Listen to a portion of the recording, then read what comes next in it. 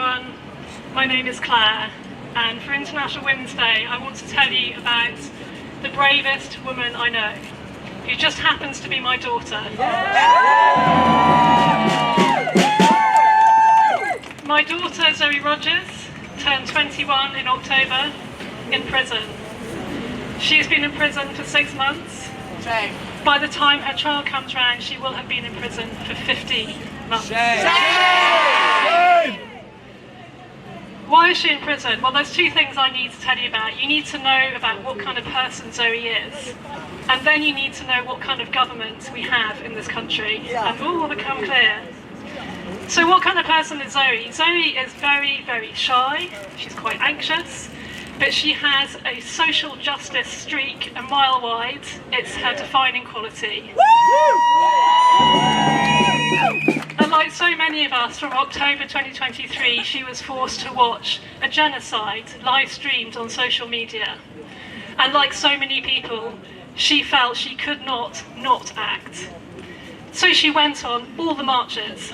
She made all the placards. She brought all of her friends.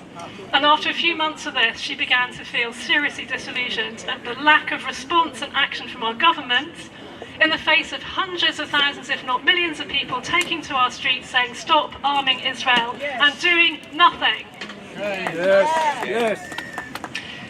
She at that time came across the concept of direct action, and she told me, "Mum, this is the way to go. This is the only thing that's going to make a difference. We have to take our struggle to the factories that are making these diabolical weapons in our country, to Elbit Systems, which, by the way, is Israel's largest weapons manufacturer. Shut it down! With sites, shut it down, yes. With sites all over this country. Who knew? I didn't know this. And she said the way to do this is to take direct action, take the struggle directly to then stop the weapons at their source, since the government won't do it for us. So she, without my knowledge, she joined Palestine Action. What she did was she joined one of the most significant actions that Palestine Action has ever done. So on the 6th of August, they got inside Elbit's probably most expensive, most secure research and development hub in Elbit, in Filton, Bristol. Woo! Woo! 6 of them got inside, and there inside they discovered the quadcopter drones that have been plaguing the people of Gaza, the exact same model that we've seen. And we know that what these drones do is, after a bomb has landed, the quadcopter drones come in and they mop up the survivors, including children, shooting them with deadly pellets. Shame! Fascist! Terrorist Israel! With their crowbars and their sledgehammers, they were able to destroy a number of these drones. Causing an estimated over £1 million in damages.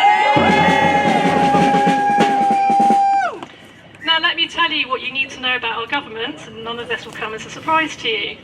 We know that through Freedom of Information Act requests that there was influence from the Israeli ambassador and from the the CEO of Elbit Systems in the UK. They've gone to that's arrested. They've gone to the, there's some people here who could do something about this.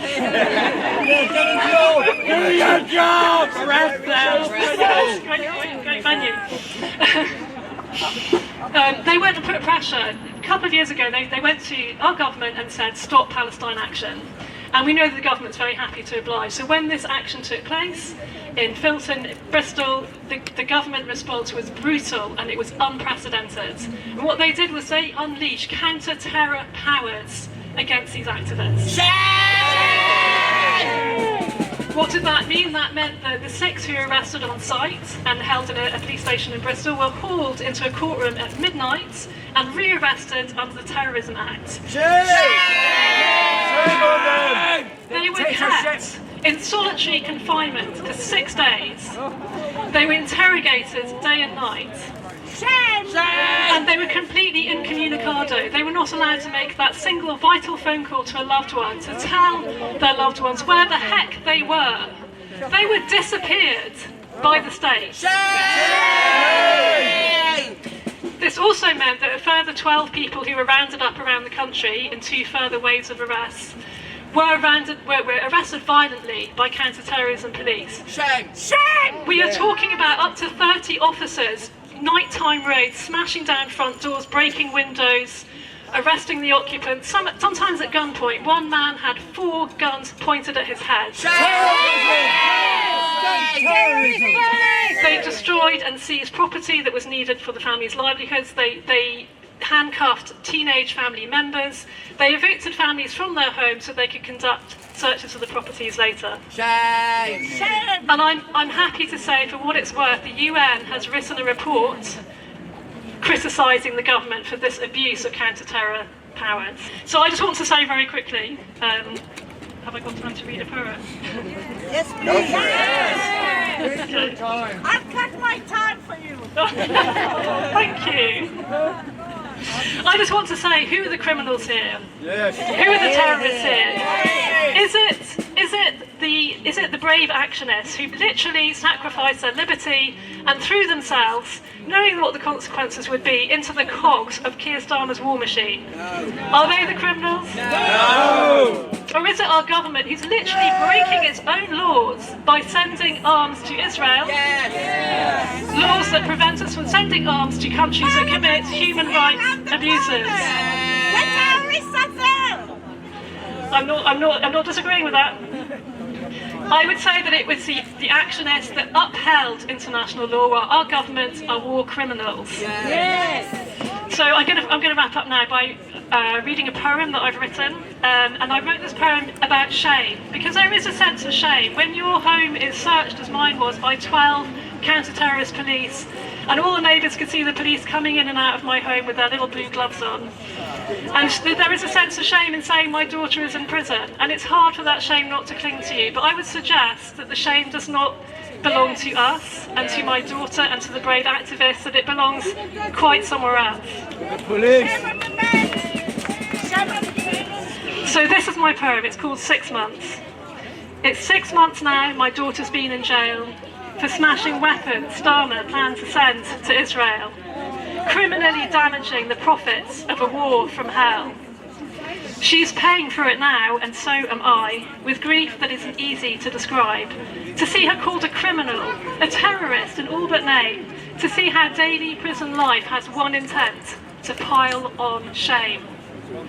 I wonder what the neighbours thought of all those counter-terrorist police who came and went that day into my home. I now pity the poor souls who used to sit in stocks, still so well preserved, on our very Middle England village green. But the tree outside my window calls to me at morning prayers, showing me its way of stretching high, how the sturdy branches lift the little twigs up to the sky. And I know that they're all mothers, showing off their kids with tenderness and pride. So I have this to say to humiliation and to shame: do not linger here. Go and cling to someone else, to those who actually committed crimes. Cling to them, expose their lies, their greedy plans to make a killing from a genocide. I'll dry my eyes, I'll turn to everyone and say, I am proud of her. I'll lift her name up to the sun. I am proud of my brave daughter, and I'm proud of what she's done.